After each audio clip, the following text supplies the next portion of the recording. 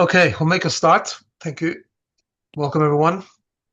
So just as an introduction, tonight is, of course, a special night, Chof Ches Sivan, the day that the Rebbe and the Rebbetzin came to America in Tofshin Aleph in 1941.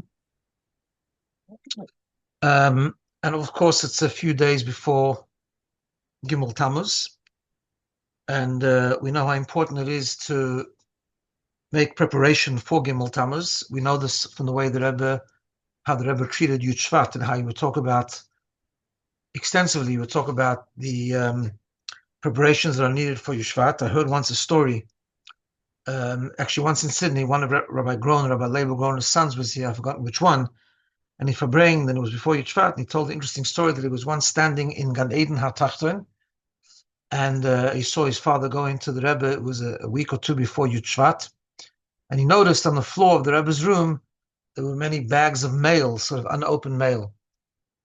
He peeked in. Maybe he wasn't supposed to, but what he did anyway. And then when his father came out, he said to his father, "What's the story?" So his father told him that before Yud Shvat, the Rebbe is always very focused and very sort of involved in the hachonas, in the preparations for Yud Shvat, and therefore sort of the opening of the mail sort of is a bit slower.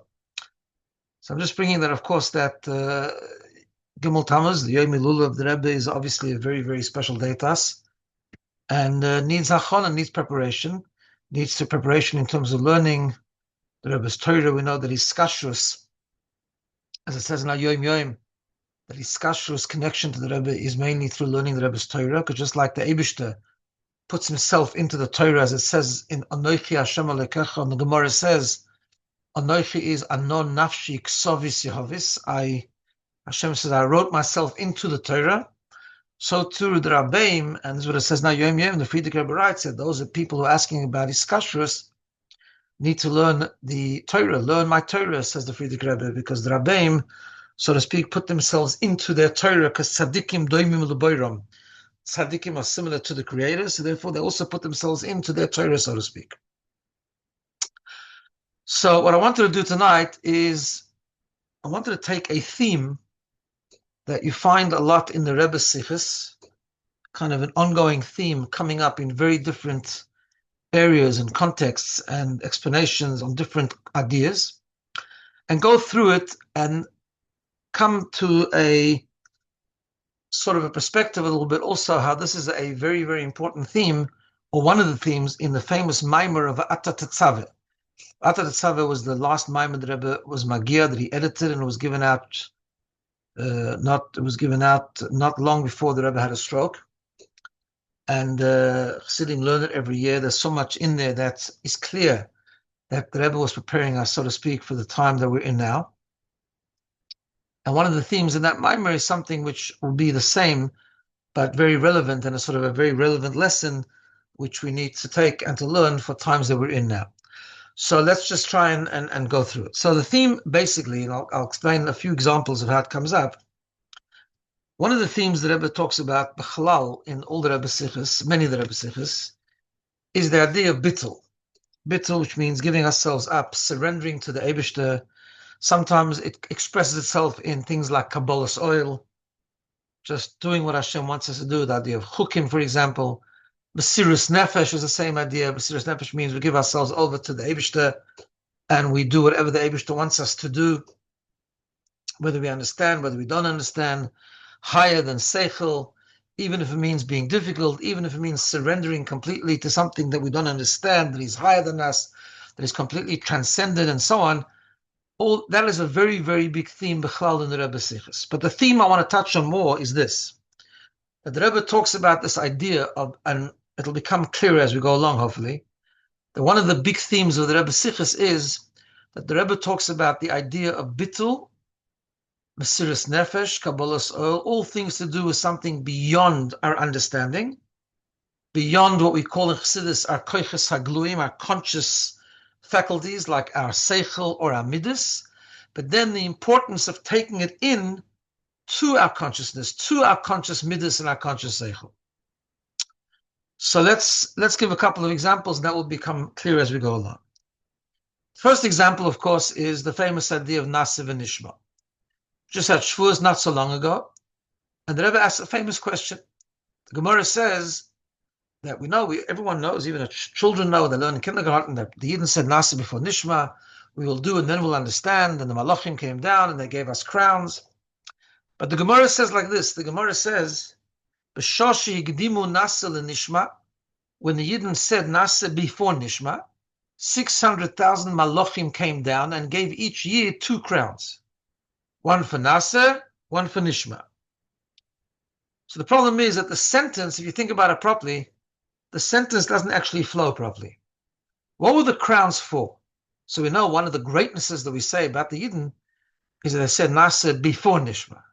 So if that was the greatness, that they said Nasa before Nishma, then they just get 1 crown. The fact that we said Nasa first, that's 1 crown.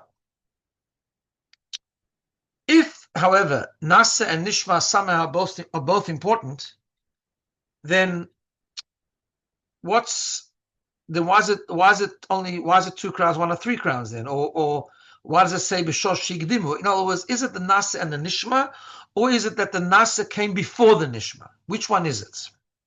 And the Rebbe explains in many, many places, but the idea behind it is the following. What is Nasa? Nasa means, and this is something that I heard recently in a shir from Rabbi Yoel, who explains it obviously based on the Rebbe's Sichos, and explains it in a very beautiful way. What is Nasa? Nasa means to surrender to Hashem, even when we don't understand. We will do even if we don't understand. However, there are two ways to do something that we don't understand. One way, and I'm going to try to do this a little slowly. By the way, if anyone has any questions, please feel free. I think you're muted, but if you can either unmute yourself and ask, or you can put it in the chat, and I'll try and answer it. But this is an important nakuda because it'll flow into everything else. One way is that a person can sometimes, Hashem give us mitzvahs we don't understand, or He asks us to do things we don't understand. But we can do it in a way where it's still coming from understanding. What do I mean? A person is a smart person, can make a cheshbon. He can develop an idea, al-pi seichel, intellectual idea, that makes sense, that's logical. What's the idea? The idea is that we are limited, and our seichel is limited. And therefore, it makes sense, again, the emphasis is it makes sense to do something that we don't understand. It's a logical thing. Hashem is greater than us. He understands better than us. He's smarter than us. He sees the bigger picture. He knows what's good for us. And so therefore, our seichel is limited. So He gives us things we don't understand. And it's logical, even in our seichel, to do things that is not according to our seichel, that is higher than our seichel. It makes sense. But that's not the true meaning of Nasa. The Torah says, Higdimu Nasa l'nishma. What's the emphasis? The Rebbe explains, the emphasis is that we are given over to Hashem, we surrender to Hashem, not because it makes sense. Not because it makes sense to go beyond our seichel, no. We surrender to Hashem because intrinsically we are given over to Hashem with such an emunah, such a faith that comes from our etzem haneshama. It comes from deep down in our neshama. It comes from a place which is completely higher than seichel. That's where Mesiras Nefesh comes from, Kabbalah Soul comes from, higher than seichel comes from, everything. In other words, the nasa is not a nasa according to seichel. The nasa is a nasa which is intrinsically higher than seichel. We are given over to Hashem not because we made a cheshbon that it's good to do something that we don't understand. No. We do it because we are given over to the Eibishter. Whatever He tells us to do, we do. Makes sense, doesn't make sense. And it's not even according to a calculation that we made. It's just that's who we are. A Yid, at deep down in their etzem and neshama, is given over to Hashem no matter what. Emunah. Emunah by definition means something we don't understand. It's higher than seichel. If a person is given over to Hashem in a way that is completely higher than seichel, that's what it means. B'shosh higdimu. Nasa l'nishma, the Nasa came before the Nishma, meaning it's got nothing to do with understanding. Because if you give over yourself to Hashem, even though you don't understand, but that's in itself an intellectual cheshbon, then it's not higdimu Nasa l'nishma. Higdimu Nasa l'nishma means it's got nothing to do with seichel. If that's what happens, then we go to the next part. And the next part is Nishma, because we know that Hashem ultimately wants us to understand also. He wants us to use our brain. He wants us to really understand his Torah mitzvahs as much as we can possibly understand. But that in itself also can be two ways. Person can understand because he really needs to understand, and it's much better. He'll only serve the Eibishter properly if he understands. Or maybe the nishma itself is like Naseh. The nishma itself, the understanding itself, is higher than seichel. What do I mean by that? So I'll just share with you a story. I'm sure I've shared it before. A story with my grandfather, Rabbi Moshe Gerari, who he lived in Tel Aviv, and he was a very, very big chassid. He was known as a maskil chassidus, meaning he had a very deep understanding of chassidus. So Toshin Yud Beis, he came to the Rebbe. It was the first time he came to the Rebbe after the Friedrich Rebbe was nistalik, and he was there for a good few months. And he was there by the Purim Farbrengen of Toshin Yud Beis. Purim had the Purim flavor to it, and in those days, Chassidim used to sometimes go over to the Rebbe in the middle of a Farbrengen and ask something, or ask for a bracha, whatever the case is. That went for a number of years, and then it stopped. And he went over to the Rebbe, and I guess in the Purim spirit, he said to the Rebbe the following. He said that he's asking the Rebbe a bracha for emunah. A bracha for emunah. Why? Because he said to the Rebbe, "Val verstehen versteht man gar nicht." Because understanding, we don't understand anyway. We don't understand anything. So therefore, he's asking the Rebbe a bracha for emunah. So the Rebbe said to him something very deep. The Rebbe said to him, I'll say in Yiddish for those who don't understand, I'll translate it and explain it. The Rebbe said to him, "Verstehen darf man, aber man darf nicht willen verstehen." We have to understand, but we don't. But we mustn't need to understand. We mustn't want to understand. It means this following. We have to understand because Hashem wants us to understand. Why? Because Hashem wants us to serve Him with every part of who we are, the subconscious and the conscious. He wants us to understand. He wants us to serve Him with every part of our makeup, including our brain, our heart, our power of doing everything. Everything about us must understand. If we serve Hashem only with bittul, only with understanding, then part of us is gone to sleep. Part of us is not serving Hashem. So therefore Hashem said, no, after you have the foundation of Naseh, where you're ready to do anything, that even not because you worked it out that it's important to do it. You're doing anything because that's who you are. You are surrendered to Hashem completely. Part of that surrender has to also be that you understand. And you understand properly. That you open up a mimer, you open up a sikha, you learn a piece of Gemara or Mishnah, and you ask a question, you try and understand, and you're passionate about the understanding, and you argue with your chavrusa, or you ask a question, and you ask a mashpia, a teacher, and you argue, and you debate, and you explore, and you analyze. Why? Because Hashem wants you to. I don't need to understand. In other words, I won't be lacking in my commitment to Hashem if I don't understand. If a person sort of needs to understand, and only when he understands, then he's complete in his commitment to Hashem. That's not a proper understanding. That's not an understanding that comes after Naseh. That's he needs to understand. That means he only is really committed if he understands properly. He'll do it if he doesn't understand also, because he knows that's important. But he's missing something if he doesn't understand. The true bittul to Hashem is that of course we have to understand, but we don't need to understand. We have to understand as Hashem wants us to understand. So what does that mean? That's why the Malachim gave to the Yidden 2 crowns, one for Naseh, one for Nishma. Because both the Naseh and the Nishma came from Bittul. Meaning, how do we know that? Because the starting point was Naseh. The starting point was complete Bittul. Not because we worked it out, that's the way to do it, but because that's who we are. We are surrendered to Hashem completely. And because the Naseh came first and then the Nishma, that means the Nishma was a follow-on from the Naseh, and therefore they gave us 2 crowns. What's the idea of a crown? A keser, a crown, is on top of the head. The head is the highest part of the human being, and the head represents the seichel, the understanding. That's the highest part of the conscious human being. Seichel. What's a crown?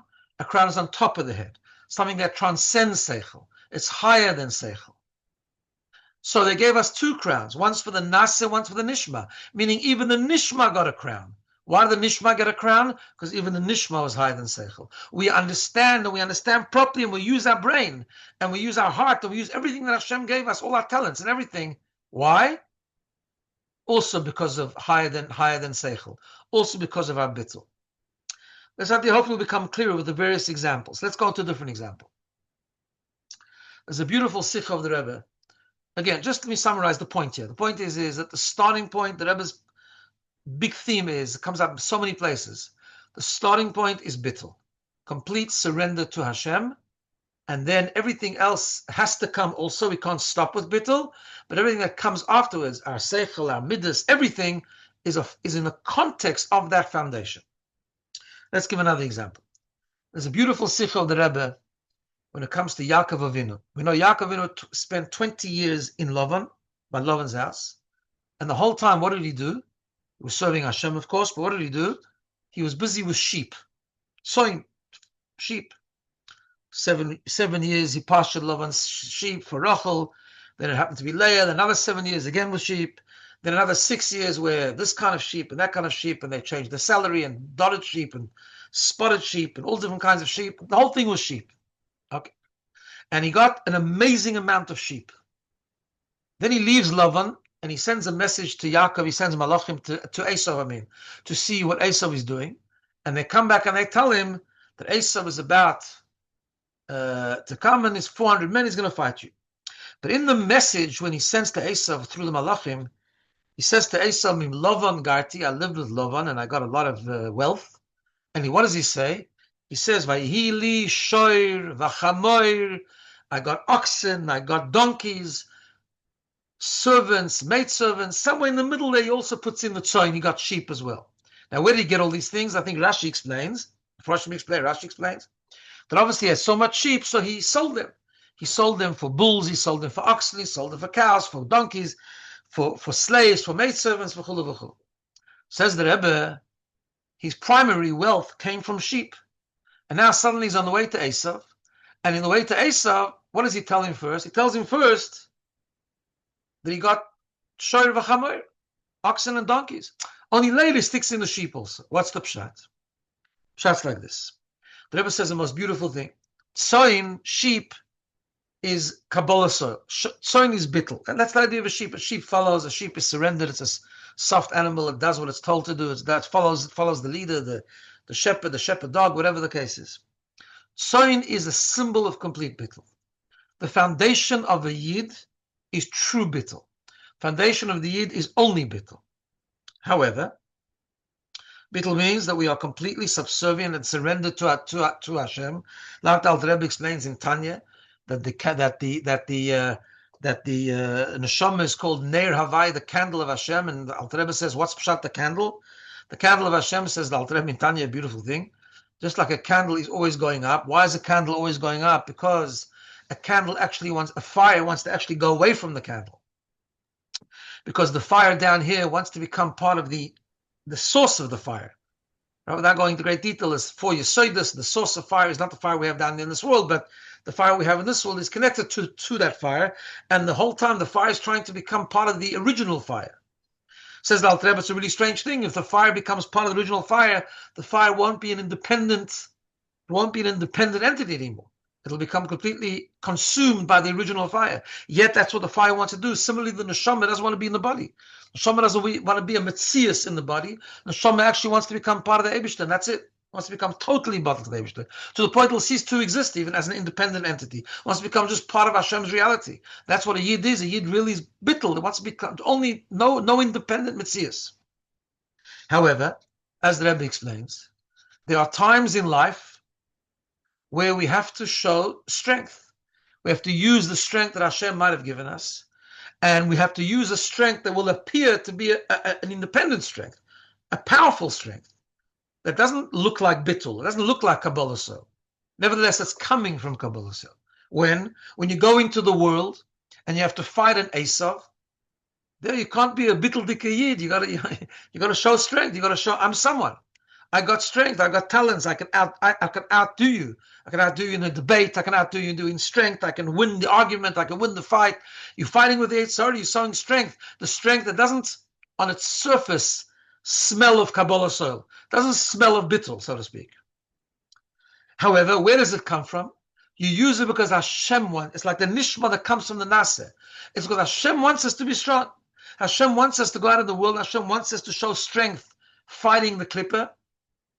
Not to be just a shvachinke, like they say, like a soft person, a completely surrendered person. You have to show complete strength. But why are we showing the strength?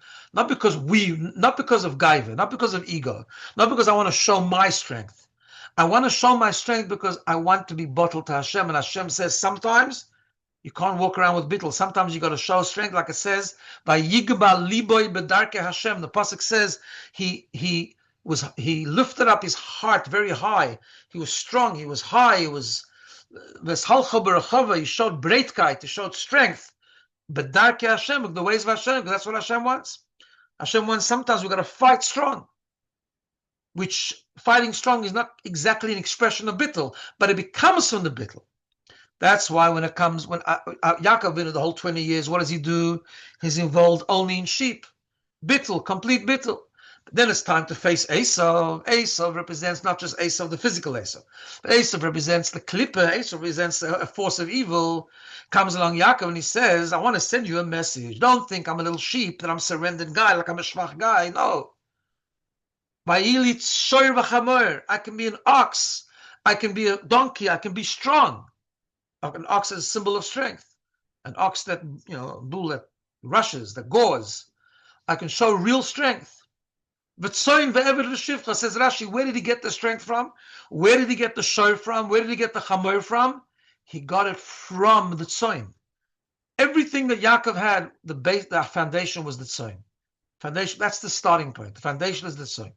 And of course, that's an amazing lesson of avoid. In other words, people always, when they talk about bittul, people always get a little bit worried, especially nowadays. Talk too much about bittul, they say, but where's the self? The person has to have self as well. You have to, you can't just be a doormat. Of course, it shouldn't be a doormat. That's the idea. You're not supposed to be a doormat. Of course, we have to have strength and avodas Hashem, but people get nervous a little bit. Where's the self? The answer is, of course, there's a self. Hashem gave us a self to work with, but the whole self must only be in the context of bittul. The expression of self is only to serve Hashem. And the expression of self is through the inspiration and the guidance of that bittul. There's no expression of independent self. There's a lot of expression of self. We have to learn, we have to teach, we have to be strong, we have to explain, we have to be passionate. That's all part of self. We have to use our talents, we have to use the strength that Hashem gave us. And it's all true. That's all expressions of self, but it's self only coming from tzoyin. It's the self coming from the bittul. That's where it's coming from, and then it's okay. And then it's not only okay, it's critical and it's important because that's what Hashem wants. Where do we find this very, very emphasized? In another very famous sikha of the Rebbe, I'm sure many of you know the sikha already. I want to just repeat it sort of a little bit briefly because it's so relevant to this topic.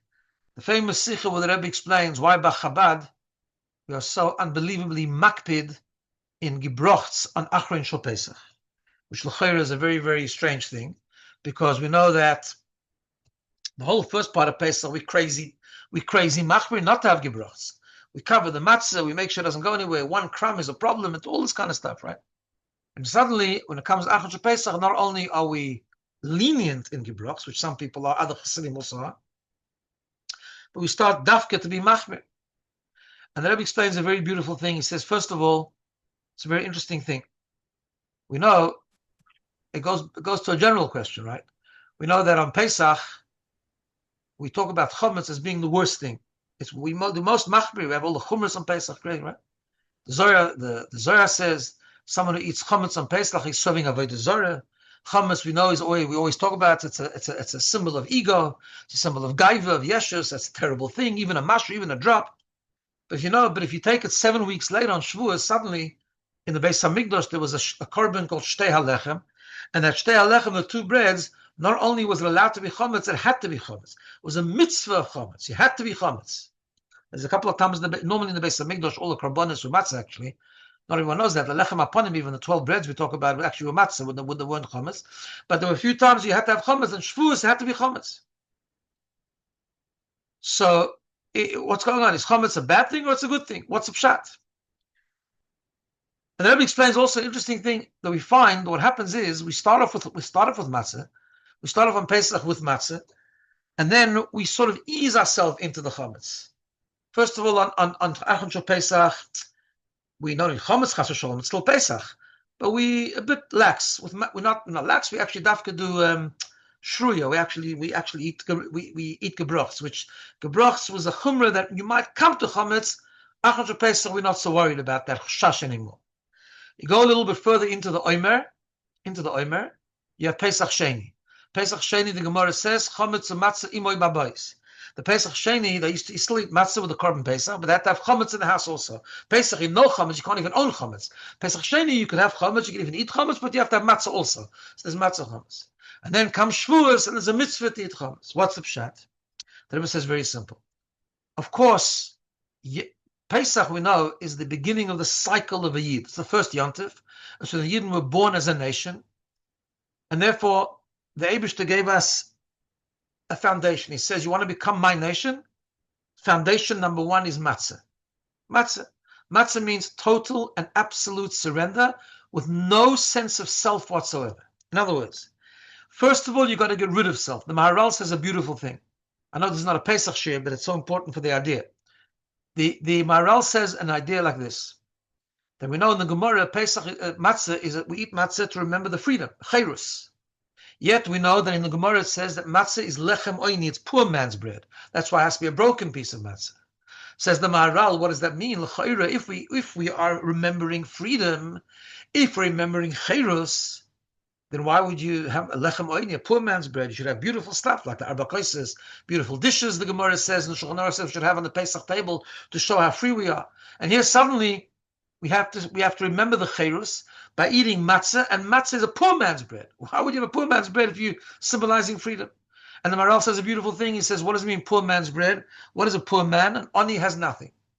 He says that's true freedom. It doesn't mean being poor man's bread literally, but he talks about a concept which I like to call positive poverty. What does positive poverty mean? That you get rid of self completely. You're starting a new cycle of serving Hashem. Make sure there's not a trace of self. Because if there's a trace of self, then it gets mixed in, a little bit of ego, then you're not serving Hashem anymore. You're serving yourself and you're serving your own self-interest, and therefore you're going to mix your own opinions and your own perspectives, and it's not going to be exactly what Hashem wants. In order to serve Hashem, Hashem says the foundation of a Yid is matzah, lechem oini, poor man's bread. You're poor, you have nothing. You get rid of self completely without any trace of self. However, ultimately, although that's the foundation, but that's not the ultimate kavanah. The intention of Hashem is, Hashem gave us a self. So what are we supposed to do with that self? Hashem gave us that self. He gave us talents. He gave us perspectives. He gave us seichel. He gave us midas. So we should get rid of all that? What's the idea? The idea is that you have to first get rid of it all. Then once you are completely bottled to Hashem, once your perspective in life is, I am not my own person. You know that the Rebbe used to, one of the big things the Rebbe used to quote often, and I'll just end this word by quoting that idea. There's a Maimer Chazal, Ani nivreisi l'shamesh eskoini. I was created to serve my master. But there's another version which the Rebbe would often quote and explain the difference between the two. That Ani loi nivreisi, I am not created elo l'shamesh eskoini, only to serve my master. So the Rebbe, what's the difference between the two versions? They're two madregas. Ani nivreisi l'shamesh eskoini, I was created to serve my master means I was created, I exist. But my purpose is to serve Hashem. But there's still an I there. Ultimately, now I'm not saying we're all going to reach this madrega, but this is the perspective, the mindset we have to have. Ultimately, ani loy nivresi. I was not created, I don't exist altogether. I'm completely bottled. Elo, my only purpose, my only existence is to serve Hashem. I tell a famous Chassidish story they used to tell about two Yidden in a shtetl, that the famous Chassidish Meister that were told by Farbrengens after Bilal L'chaim. And the story goes like this, that in the shtetl one time there was big news in the shul. That they're building train tracks, and the train which just recently invented is coming into the town. So one Pashut Yid in the shtetl, he asks his friend, what's the big deal about a train? He says, you don't know what a train is? A train means that when the wagon goes from one shtetl to another, you don't need a horse anymore, a ferd. You don't need a ferd anymore, a horse anymore to pull the wagon. That's what he said. You don't need the horse. He says it can be such a thing. How does it go then? So I'll explain to you. Apparently there's a locomotive and a steam, and it has coal, and the steam produces a koyach, and the koyach pulls the wagons, and it's mamash gewaldig. He says, I don't believe it. It's impossible for such a thing to happen. One day, everyone, the whole town comes up, the whole shtetl comes up, and this Yid also, with his friend who explained it to him, they go to the train tracks, the train is coming. And the moment arrives and the train tracks comes steaming into the station. It's the old trains, and they're steaming, and there's no horse attack, and it's mamish coming into the station, and it stops, and everyone's cheering and clapping, and it's mamish gewaldig, and it's a big simcha. Suddenly, the guy who explained it to the Poshet Yid about the train, he sees his friend bending down, and he's looking at the side of the train, underneath the train, and on the side of the train. He's looking. He says to him, "Was suchst du? What are you looking?" He says, "Se muss sein irgendwo a kleine Pferdl." He said, "Somewhere there must be a small horse, a small Pferd." So the Chassidim used to tell us Maisa, because you say like this: sometimes a person, he says, "Yeah, I'm surrendering to the Eibishter, everything, only the Eibishter, I don't mix in, I'm getting rid of my yeshus." But sometimes se bleibt a kleine Pferdl. There's still a small horse there. You don't want to give up yourself completely. You want to have a little bit of a seat at the table. You want to have a vote as well. Of course, mostly the Eibishter, but I also want to have a little bit of an opinion. And that's what it means. Alim loy nivresi. No, matzah means I don't have any opinion. Matzah means I'm totally surrendered to the Eibishter. That's what bittul means. However, says the Rebbe, that's the word. But the Eibishter really wants the self. He wants the self to serve him. So once you are totally bittul, you've created an empty slate, then slowly through Sfiras Oimer, you can start, as we go through the Oimer and we refine ourselves, and we totally bittul, and we nurture the bittul, and we explain the bittul and everything like that, we can then start to reintroduce the self. But now the self will come back as a different self. It'll come back and the self will come back in the vessel of bittul. In other words, any part of self, any part of your seichel, your midas, your feelings, your talents, your skill set, anything that's going to come back and serve Hashem, which it should, which it must, it will come back in the context of the bittul. It will not move from the guidance of the bittul. It'll be your unique thing. It'll be your understanding and your talent and your skill and yourself, but it's only completely working the way the Eibishter wants it to work, because it won't deviate from that bittul for one ha'ora, because you were emptied out completely, and now you're bringing back the self. So first it happens slowly, says the Rebbe. First it happens Achron Shal Pesach, when we start to dip. Then we have Pesach Sheni, where you still need to really focus on the matzah, but you can have chametz also. And then when it comes to Shavuos, chametz is no longer a danger, because you've learned to have self, but that self is only in the context of bittul. It's like the nishma coming from the naseh, because it's only because you're doing it, you're expressing self, because that's what the Eibishter wants, not because you want to mix your own ego into it, but rather it's part of what Hashem wants you to do. So yes, you're using your unique self, but it's only in the context of complete bittul. There's many other sichos where the Rebbe brings this out, but I want to go now and finish off with a vart, a very deep idea that's explained in the famous Maimer of Atat Tetzaveh, which I'm sure many of you have learned many times.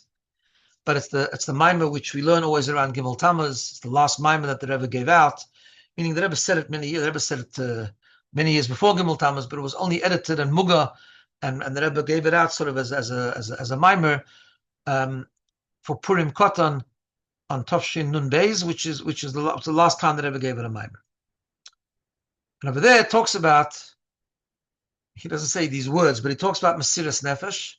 And he talks about Mesiras Nefesh of Russia and Mesiras Nefesh of America. He doesn't say the word America, he says the countries from where they came, which was more sort of easy to serve Hashem, because it's less, they weren't sort of threatened threatened to die or to be killed if they kept Torah mitzvahs and so on.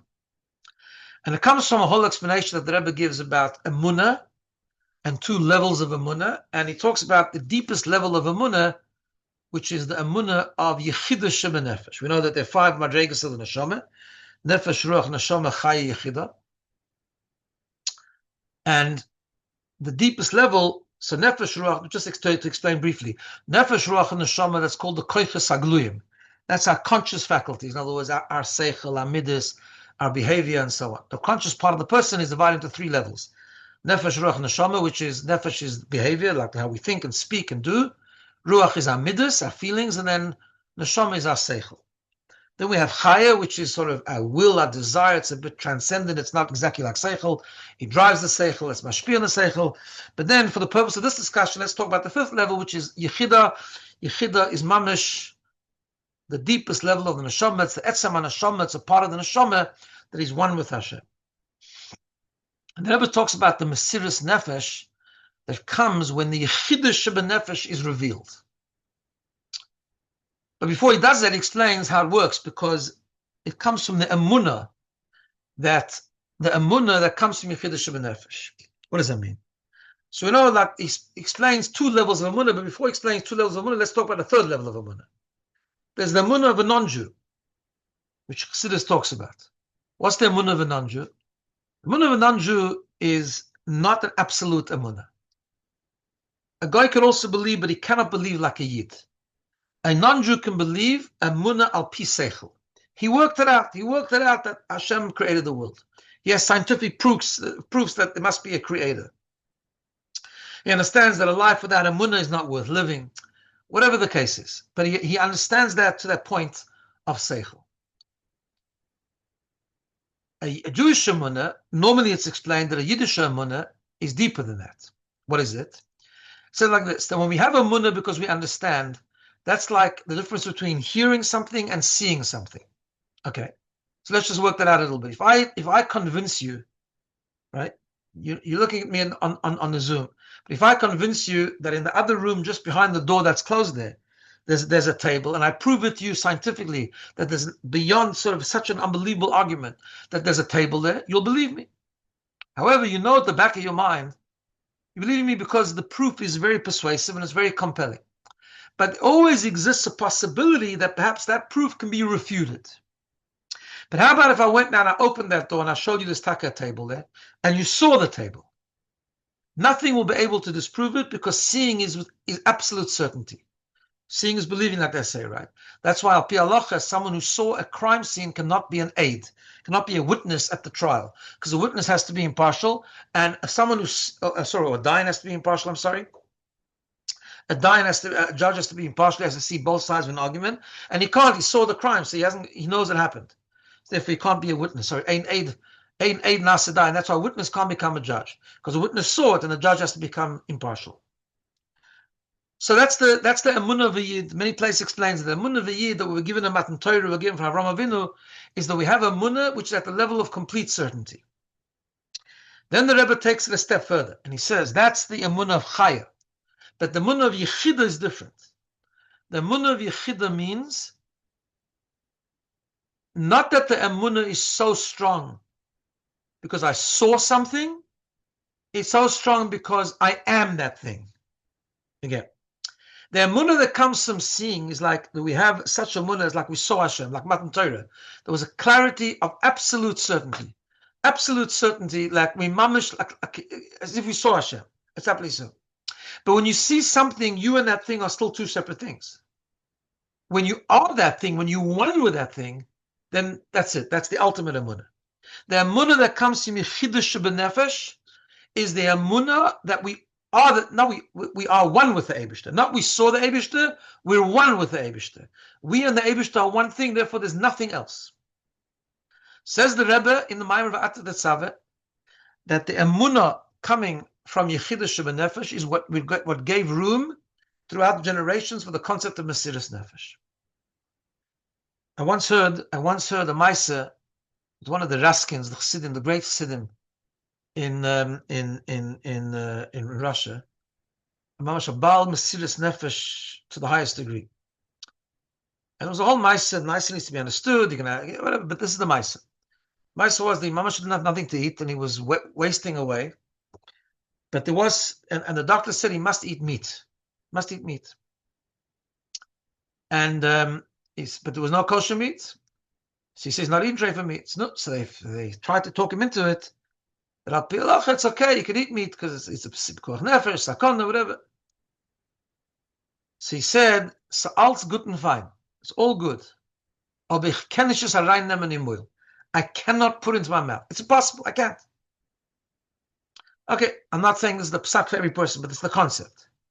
The Chassidim in Russia, when they were threatened that if you keep Shabbos, you're going to be in prison for Siberia for 10 years, whatever the case is, or by them it wasn't even a suffix, it wasn't like a calculation. The Yechida Shebenefesh exploded. The Yechida Shebenefesh was so strong The Yichidah Shebenefesh, the emunah from coming from the Yichidah Shebenefesh, which, by the way, the Yichidah is not always revealed. The Yichidah just exploded.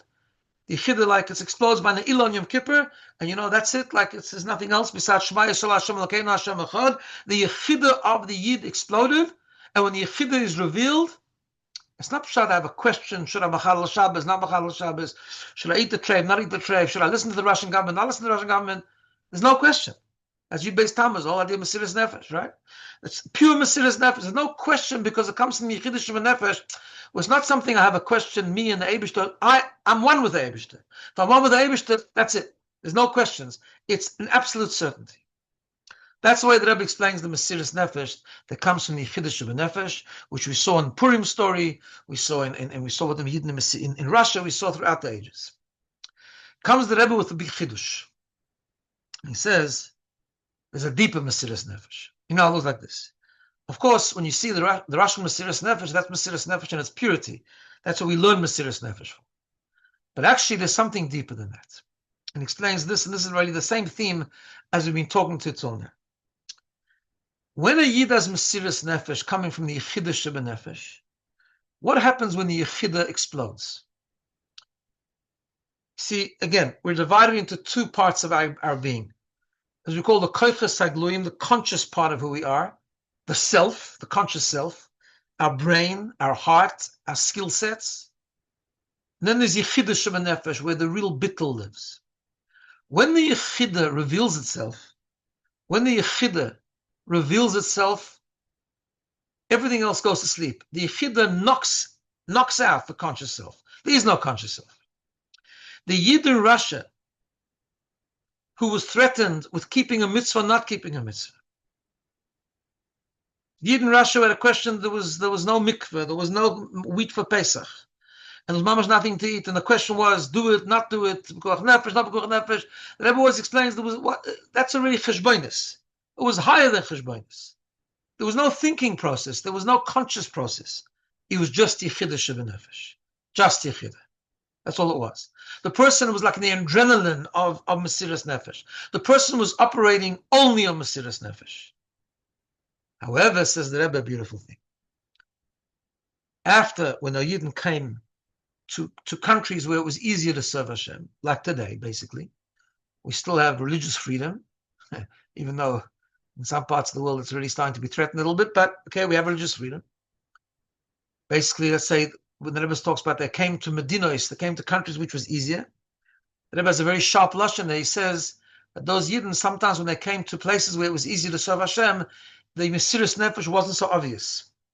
Why? Because in a way, it's a harder Mesiras Nefesh.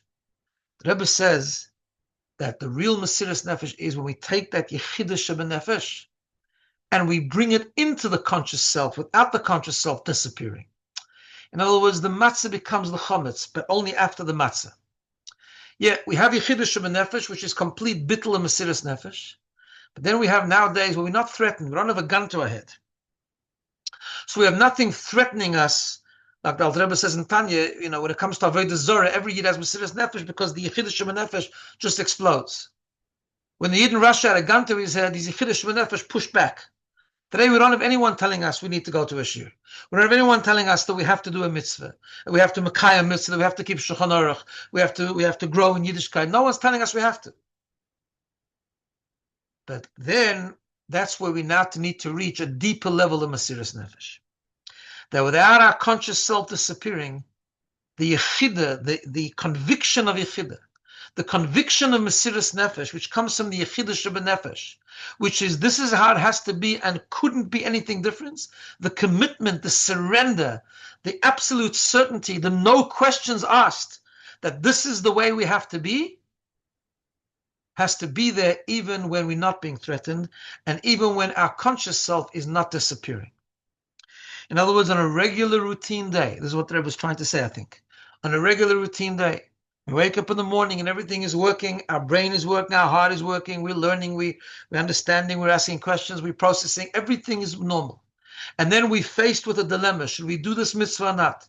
Should we go out of our way to help another Yid? Should we have a bit more bittul and put ourselves to a side to be able to do what the Eibishter wants from us, to do what the Rebbe is asking us to do? We have to dig deep and bring the Yechidah Shebenefesh, the Bittul, and the Mesiras Nefesh coming from the Yechidah Shebenefesh, we have to bring it into the regular routine day where our conscious self is fully working. It's like the matzah, the chametz on Shavuos, which is, it's a sense of self, but it's based on the matzah. It's like the donkey and the ox, which is based on the sheep. It's like the nishma, but it's based on the naseh. And that's the ultimate Mesiras Nefesh. That when we have to get up in the morning and we're lazy to get up because we're supposed to do something holy and we're lazy to do it, and we say, no, there's no question, we have to do it. Now again, this is the ultimate madrega, but of course we have to try, at least in some areas, and we have to try and build in that Mesiras Nefesh. That's what the Rebbe says, and at the end of the Maimer, the Rebbe sort of hints to the fact that the real expression of this madrega is when the Moshe Rabbeinu is hidden, like it is now. The Moshe Rabbeinu is hidden, and he says it's expressed in Kosis Lamor. They were upset that the Eibishter isn't Begoli. In other words, now we have the ability to live in such a way that even though everything is good and everything, we're not threatened. And on the one hand, the spirituality and the Moshe Rabbeinu of our generation is sort of hidden a little bit, and we're not getting that constant koyach. That's when we bring out the real Mesiras Nefesh. That to us, ani lo nivresi ela l'shamash eskoini. That my whole identity is still Hashem. My world revolves around Hashem. My conscious self, my subconscious self, everything about us revolves around Hashem. And we try and make that our framework, our mindset. And therefore we try and apply the concept of Mesiras Nefesh, not by dying, but by living like a Yid, with conviction, with determination, with surrender. And I think that's such an important thing. Such an important thing to apply now. We often ask ourselves the questions after Gimmel Tammuz. It's been so many years, and it's taka big golus. I'll just end with I'm sure I've told the story before, but I'll end with this story. There's one of the letters of the Rebbe I once read, where the Rebbe wrote to a person. Sometimes you read the Rebbe's letter and it's hard to tell what the question was or what the writer had written, but you can tell sometimes in the way the Rebbe is answering. And what obviously happened here was there was a person who wrote a history book, or a book describing Chassidim of yesteryear, Shtetlach of Chassidim, and he obviously described the Farbrengens and the warmth and the Avas Yisrael and the whole life of Chassidim that it was in the old shtetl. And the title of the book was called Vergangenem Yoren, years that have gone by, years that have passed. And the Rebbe writes the letter and he says the following. He says, I got your book. And he first compliments him. It's very, very beautifully written, and you described and you captured the life of Chassidim and the atmosphere and the culture and the warmth and the avos, everything. You captured it really well, and it gives him a very beautiful compliment. But, says the Rebbe, I have to take issue with the title of the book, Vergangenem Yorn, years of Amol, years that went by. Says the Rebbe, it's not years that was, it's years that is. This is still alive, and it's exactly the same. And whatever happened then has to be more like the Friedrich Rebbe said, America is nicht anders. And the Rebbe came to America on Chav Chasiven, and that was the idea that the same bittel and the same Ibergegebenkeit and the same Chassidischkeit has to be now with all its tests and all the materialism and all the problems and the tests that we have. Says the Rebbe, are you going to tell me that now it's much harder? The Rebbe asks this question like we ask ourselves a lot of times. Are you going to tell that it's much harder and it's much darker and it's so much more difficult today to connect in that way? Says the Rebbe, two answers. One is sometimes we talk ourselves into it. It's not harder. Sometimes it's the same if we just try. Okay? That's sometimes hard to understand because we take a live in a dark time. Then the Rebbe says that he goes further and he says, maybe it is true. And even if it is true, that's what the Rebbe says, that the darkness now is much greater than before.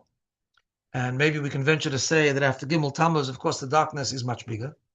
However, says the Rebbe, if the darkness is bigger, the koiches are stronger. And the Rebbe gives us koiches, the Eibishter gives us koiches to be able to serve Hashem in that way, to have the same Mesiras Nefesh.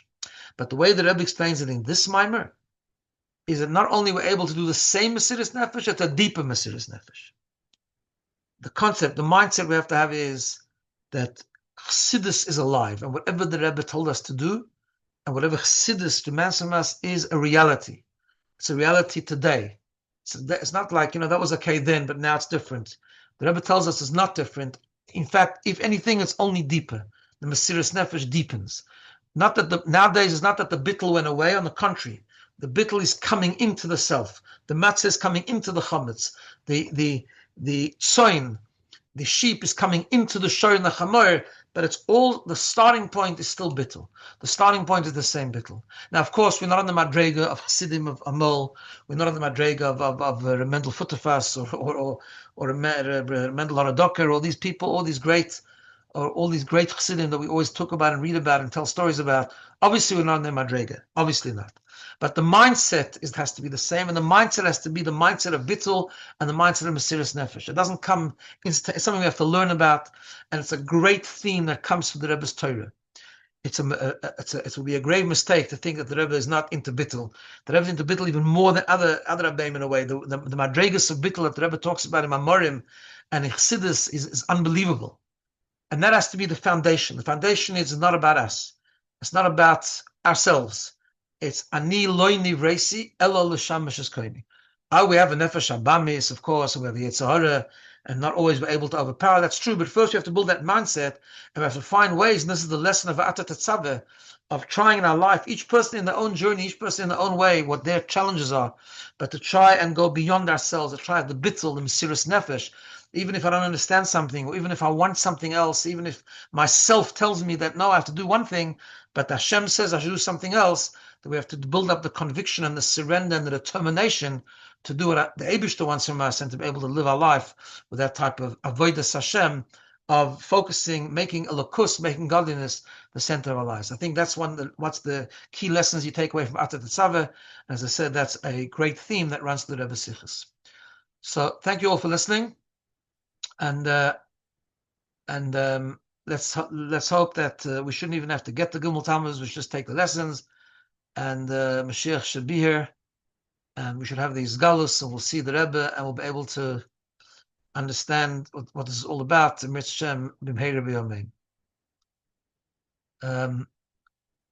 anyone wants to ask a question, I could unmute. I don't know how we work. Thank you. Oh, you can unmute yourself if you want. Okay, thank you very much, everyone, and Hatzlacha Al Inyanim.